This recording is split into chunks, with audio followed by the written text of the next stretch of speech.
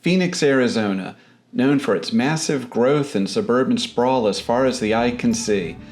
Oh yeah, and in the summertime, it can get hot. Dear Lord! But believe it or not, there is an oasis of walkability.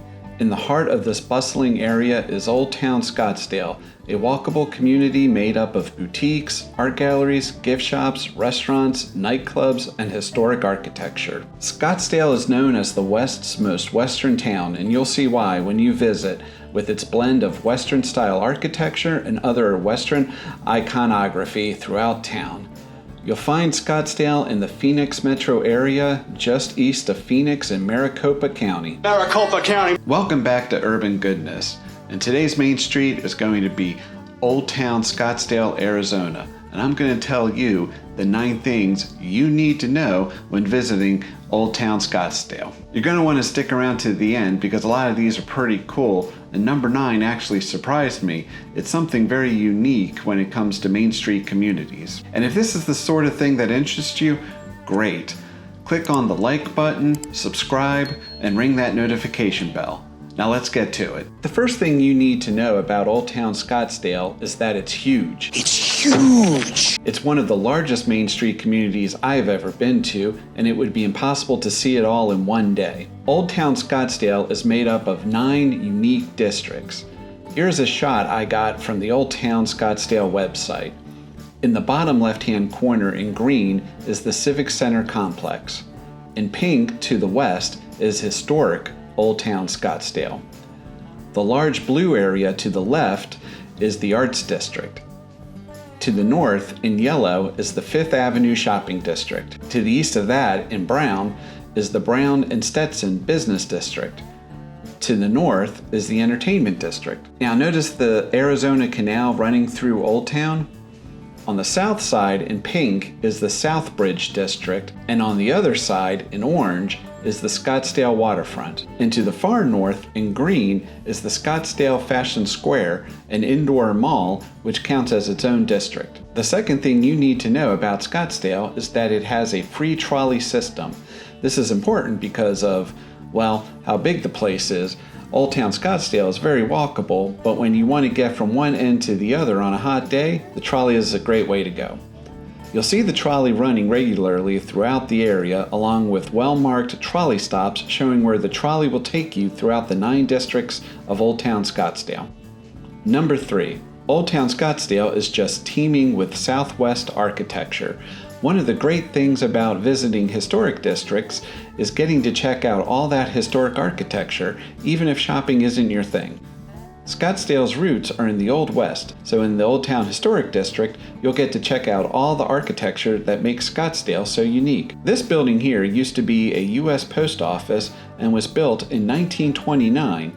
When it eventually moved out in 1949, Porter's Western Wear moved in. Today you can belly up to the bar and get a drink, as this is now Porter's Western Saloon. Next we have the Sterling Drug Store, built in 1921. In 1937, it became the Scottsdale Pharmacy, and in 1948, it became Sava's Western Store, which it continues to be to this day. This building was the Farmers State Bank when it opened in 1921. It eventually became the Rusty Spur Cafe in 1958. You can see that Scottsdale had quite a building boom in the 1920s. Also, many of the current businesses in this area have been around for a long time. Number 4. Scottsdale has a huge art scene. One thing you will notice when walking around Scottsdale are all the statues located throughout town, many of which feature Old West and cowboy themes. The Arts District is located to the west of historic Old Town and is made up of several blocks of art galleries and other businesses. Here's a view of some galleries and even a cactus along Main Street. This statue is known as Jackknife by Ed Mell. The bronze stands over 8 feet high on its base and is modeled after Scottsdale's official city seal. Ed Mell said that the angularity of the work accelerates the power and energy of the rider and horse more so than an accurate depiction would. Here's another view along Main Street in the Arts District. This unique structure can provide some shade in the hot summer sun. This is Scottsdale's Museum of the West, which opened in 2015. The 2-story, 43,000 square foot museum features the art, culture, and history of 19 states in the American West, Western Canada, and Mexico. Now we'll head north towards the 5th Avenue Shopping District, but there's still plenty of public art to be found. This here is the Bronze Horse Fountain, which was donated to the city in 1989. The intention behind the public art display was to attract visitors to 5th Avenue shops and galleries. This is another view along 5th Avenue. As you can see, renting electric carts and renting bikes are two popular ways of getting around the area. There's also plenty of public bathrooms around town. You have a restroom? As we continue to head north through the area towards the waterfront, we hit this iconic clock tower building. Although we are in an urban area, the allure of Arizona's outdoor beauty is nearby. This brings us to number 5 on our list. There are a ton of outdoor recreational activities around Scottsdale. I was able to capture this view of nearby Camelback Mountain from Old Town Scottsdale, and if you are up to it, there are hiking trails leading to the top of the mountain.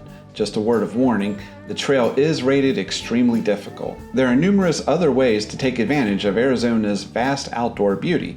One more way to do it without having to drive far is to visit the nearby Desert Botanical Gardens, where you can see a living museum of over 50,000 plants. And now back to Old Town. Did you know that Old Town Scottsdale has a waterfront?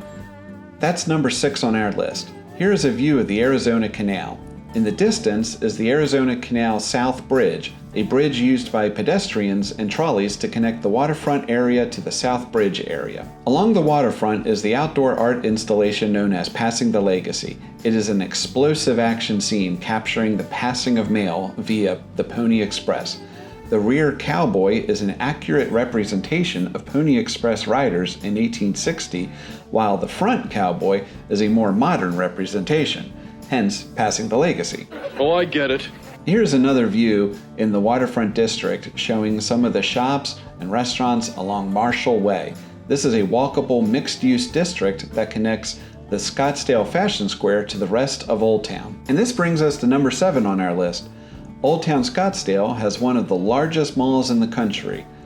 Now, we don't normally celebrate malls on this channel, but as you can see, the south side of the mall area is well connected to the rest of Old Town in a walkable fashion. Here is a view of the waterfront area and the mall. Scottsdale Fashion Square contains about 2 million square feet of gross leasable space and is the largest mall in Arizona. And you know what else makes the mall great on a hot summer day? Air conditioning. Now, if we head back across the bridge to the other side of Scottsdale's waterfront, we enter the aptly named South Bridge District. This area contains an abundance of shops and eateries. Speaking of eating, number 8 on our list is that Old Town Scottsdale has over 100 restaurants, at least.